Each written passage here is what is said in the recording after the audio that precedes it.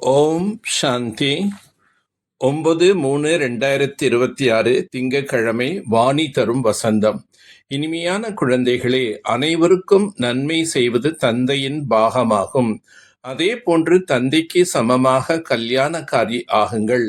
தனக்கும் மற்ற அனைவருக்கும் நன்மை செய்யுங்கள். ஏழை குழந்தைகள் பாபாவின் யஜ்யத்தில் 8 அணா 1 ரூபாய் அனுப்புகின்றனர். பாபா இதற்கு கைமாறாக எங்களுக்கு மாளிகை கொடுங்கள் என்று கூறுகின்றனர். பாபா கூறுகின்றார், குழந்தைகளே, இந்த 1 ரூபாய் கூட சிவபாபாவின் யஜ்யத்தில் சேமிப்பாகிவிட்டது. உங்களுக்கு 21 பிறவிகளுக்கு மாளிகை கிடைத்துவிடும். சுதாமாவனுடைய உதாரணம் இருக்கின்றது அல்லவா? எந்த செலவுமின்றி குழந்தைகளாகிய உங்களுக்கு உலக ராஜ்யம் கிடைத்து விடுகின்றது. ஏழை குழந்தைகள் இந்த சிறப்பான குணத்தை பார்த்து பாபா மிகவும் மகிழ்ச்சி அடைகின்றார். பாபாவிடமிருந்து இப்பொழுது எல்லையற்ற ஆஸ்தி அடைந்து கொண்டிருக்கின்றோம் என்பது இனிமேலும் இனிமையான குழந்தைகள் புரிந்திருக்கிறீர்கள். பாபா உங்களது ஸ்ரீமத் படி நாங்கள் நடந்து உங்களிடமிருந்து மீண்டும் எல்லையற்ற ஆஸ்தி அடைந்து கொண்டிருக்கின்றோம் என்று குழந்தைகள் கூறுகிறார்கள். சுகதாமத்திற்கான ஆஸ்தி நாம் கல்ப கல்பமாக அடைந்து கொண்டிருக்கின்றோம்.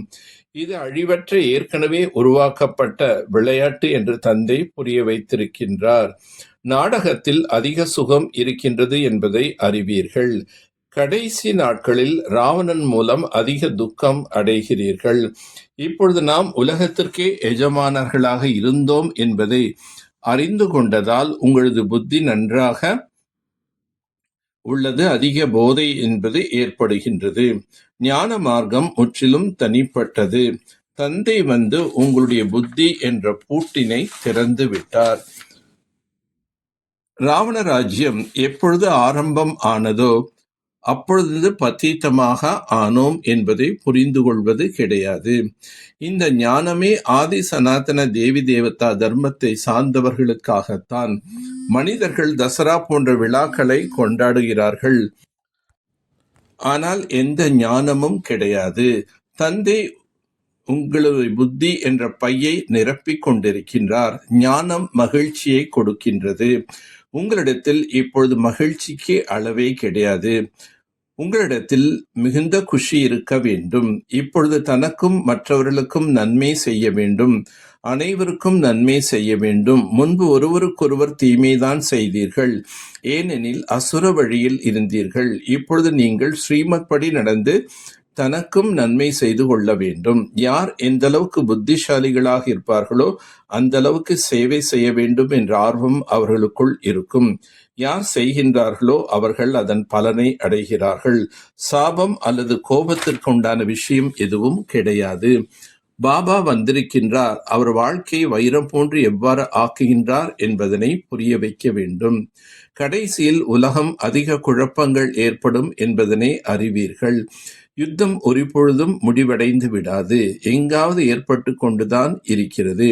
எங்கு பார்த்தாலும் சண்டைதான் நடைபெறுகின்றது. எவ்வளவு குழப்பங்கள் இருக்கின்றன. ஒவ்வொருவரும் அவரவர் பாகத்தை நடித்து கொண்டிருக்கின்றார். இரக்கம் ஏற்படுகின்றது. மற்றவர்களையும் பந்தனமற்றவர்களாக ஆக்குவதற்கு சிறிதாவது உதவி செய்ய வேண்டும். பழைய உலகில் எவ்வளவுதான் லட்சாதிபதிகள் கோடீஸ்வரர்கள் இருக்கலாம், ஆனால் இவை அனைத்தும் சோலி போன்று மதிப்பெற்றது, இல்லாமல் போய்விட்டதாகவே நினையுங்கள். மாயையும் எவ்வளவு பிரபலமாக இருக்கின்றது. ஏழைகள் விரைவாக விழித்துக் கொள்கின்றனர். செல்வந்தர்கள் முழுமையாக விழிப்படைவது சிறிது கடினமாக இருக்கின்றது. அதிர்ஷ்டத்தில் இல்லை என்றால் முன்னேற முடியாது. உங்களுடைய பெட்டி படுக்கை அனைத்தையும் சொர்க்கத்துக்கு மாற்றம் செய்யுங்கள் என்று தந்தை புரிய வைக்கின்றார். நாம் எவ்வளவு பாபாவின் காரியத்திற்கு உதவி செய்கிறோமோ அது சொர்க்கத்துக்கு மாற்றலாகிவிடும். இளவரசன் ஆகும் அளவுக்கு தனது ஆத்மாவை தூய்மையாக ஆக்கி இருக்கின்றோமா என்று நீங்கள் தன்னை சோதனை செய்யுங்கள். நாட்கள் செல்ல செல்ல உலகத்தின் நிலை மிகவும் மோசமாக ஆகியே தீர வேண்டும். சாப்பிடுவதற்கு உணவு கிடைக்கவில்லை எனும்போது புல்லைதான் சாப்பிட ஆரம்பிப்பார்கள்.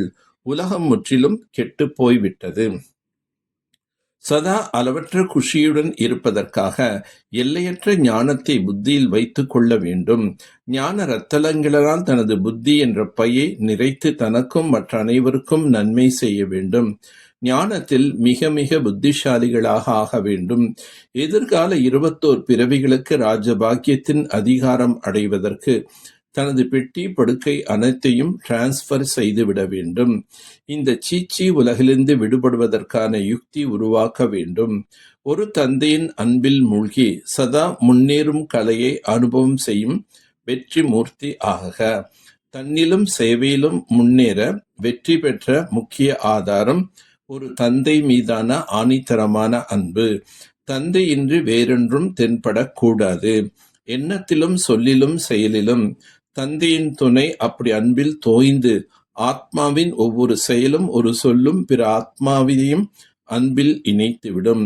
அத்தகைய அன்பில் மூழ்கிய ஆத்மாவுக்கு பாபா எனும் ஒரு சொல்லும் மந்திரமாக வேலை செய்யும். அவர் ஆன்மீக மந்திரவாதி ஆகிவிடுவார்கள். உள் முகமாக ஆகி ஒளியும் சக்தியுமான நிலையில் நிலை பெறுவதே யோகி ஆத்மா. உங்களுக்கு கிடைத்த சேவையில் எப்போதும் துல்லியமாக இருங்கள். யார் அவ்வாறு துல்லியமாக இருப்பார்களோ அவர்கள் அனைவராலும் நம்பிக்கைக்கு உரியவர் என்ற பார்வையில் பார்க்கப்படுவார்கள். இங்கும் துல்லியமாக யார் சேவை செய்கிறார்களோ அவர்கள் பாபாவுக்கு நம்பிக்கை உரியவர் ஆவார். ஒன்று பாபாவிடம் நம்பிக்கை, மற்றொன்று பாபாவின் கூடவே சேவையிலும் நம்பிக்கை. அவ்வாறு நம்பிக்கையான நிச்சய புத்தி குழந்தைகள் சதா கவலையின்றி வெற்றி பெறுவார்கள். நல்லது. ஓம் சாந்தி, ஓம் சாந்தி, ஓம் சாந்தி.